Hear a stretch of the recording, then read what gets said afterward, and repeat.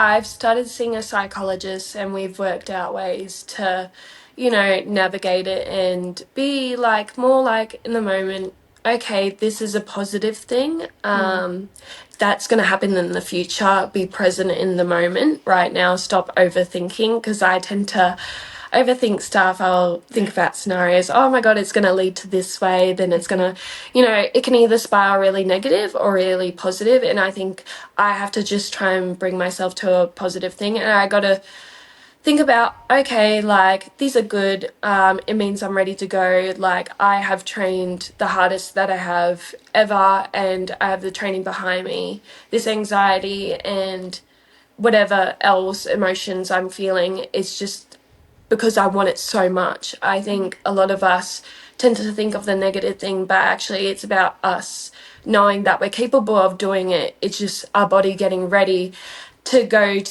to the point where we're going to be the fastest ever or, do our personal best. But I think it's just flipping that narrative and working on ways that work for you. I know a lot of the psychologist stuff hasn't worked for me, and it's just finding those little things. I try and see my psychologist regularly, but I also like leaning on my coach, Dean. I think he's pretty good at hearing about the things outside of swimming, the things within swimming, and how I can interpret that and add it to, training or, to figure out ways how I'm going to get the best out of myself in the training in those conditions.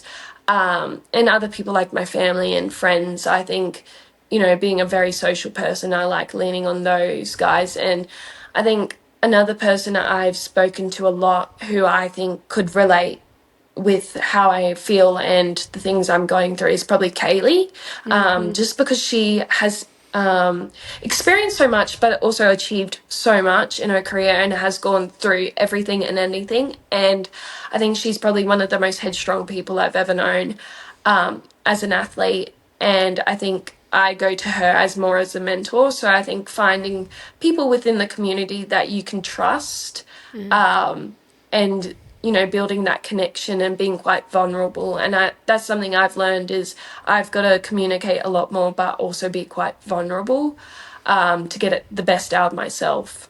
Yeah. Oh, thank you for sharing that. I was talking to Missy before this of just like the topic of being self-critical and getting anxiety, and like everyone experiences it in different ways, but pretty much all of us experience. And the people that say like, oh, I don't experience that are probably just not in tune enough with themselves or are just lying. So one or the other. But I do think just talking about it, hearing other people's experiences, hearing how you felt at an Olympics, right? Like those things help so much to then provoke thought in others so that they can go and talk to their coach and feel okay to talk to one of their best friends. But when you think about the self-critical piece, which is like this massive subject, what's the piece right now that you're kind of digging into the most as it relates to that?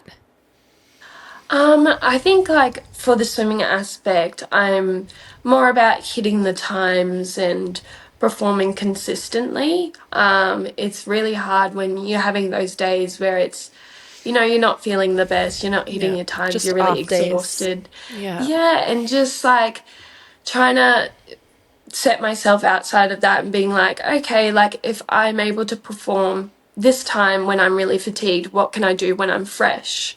So I'm trying to free myself from also the outcome of swimming, instead of always being like, I have to, to perform, I have to hit this time at a race meet or training, and I have to come this place at a race meet because I feel like people expect me to.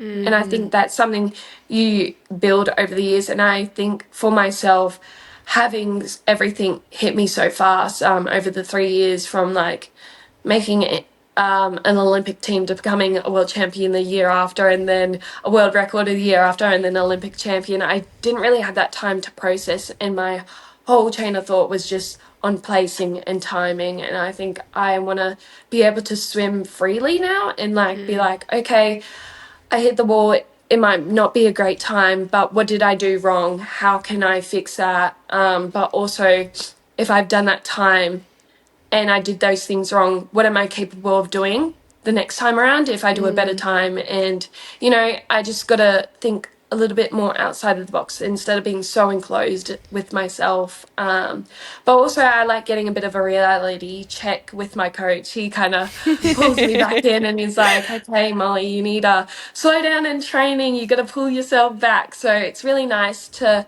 have that support team around me that knows me so well, because they know that I'm extremely self-critical about how I train, how I perform. It's all those little things, and I get really caught up in it. So if I can't pull myself out, sometimes it's nice having someone else being like that, and they can kind of see when I either am a little bit off, I go a bit quiet, or they know the cues. And I think it's been a lot of trial and error, especially over the years of finding the ways that work for me. And I think Dean's a great coach, finding the little individual things for each athlete to get the best out of themselves in training, but also as a person.